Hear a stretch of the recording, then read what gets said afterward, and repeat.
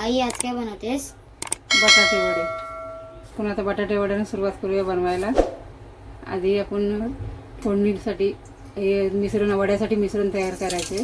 पहिले आपण टाकूया राई. आता आपण इथे कढीपत्ता टाकूया. त्याच्यानंतर आलं लसूण मिरची, आलं लसूण मिरचीचा खरडा वाटलेला आणि मिरची वाटून घेतलं होतं मिक्सरला. ते आता फोडणीला घालते. चांगलं लालसर असं होईपर्यंत परतून घेऊया.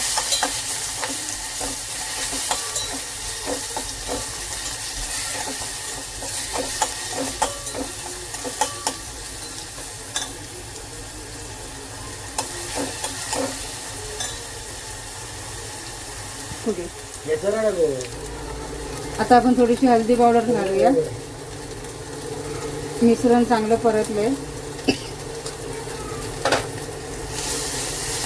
वडापावची फोडणीला मिश्रण केलेलं तयार झालं. मी 1 किलो बटाटे घेतले होते वडे बनवण्यासाठी. ते उकडून घेतले, सोलून मॅच करते. थंड झाले म्हणून हाताने करता येतात. आता आपण वडापावसाठी केलेली फोडणीचं हे मिश्रण ह्याच्यामध्ये घालून घेऊया.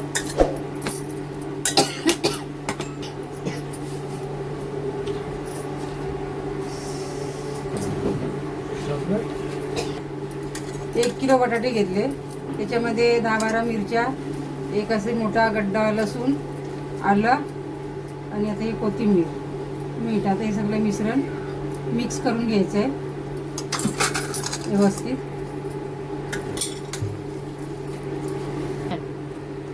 आपलं मिश्रण तयार झालेलं आहे. आता आपल्या आवडीप्रमाणे मीडियम साईजचे असे गोळे करून घ्यायचे. जवळजवळ 1 किलोमध्ये 30 बटाटे वडे होऊ शकतात. जास्त आपण तेल घालून घेऊया, तापत ठेवूया. तेवढ्यापर्यंत वड्यांचं पीठ भिजवून घेऊया.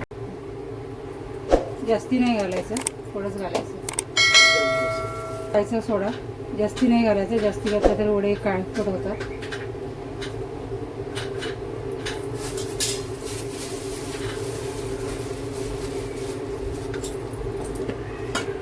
व्यवस्थित भिजवून घेऊया.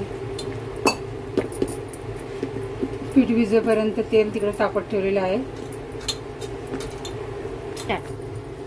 हे बघा, हे पीठ मी एवढं पातळ भिजवलेलं आहे. जास्ती पण पातळ नाही करायचं आणि जास्त पण जाड नाही करायचं. जास्ती पातळ केलं तर ते तेलामध्ये सगळं सुटून जातं आणि जास्ती जाड केलं तर वडे थोडे थंड झाले की व्यवस्थित नीट लागत नाही. आपण एवढं असं भिजवलेलं आहे. आता आपण तळून घेऊया वडे.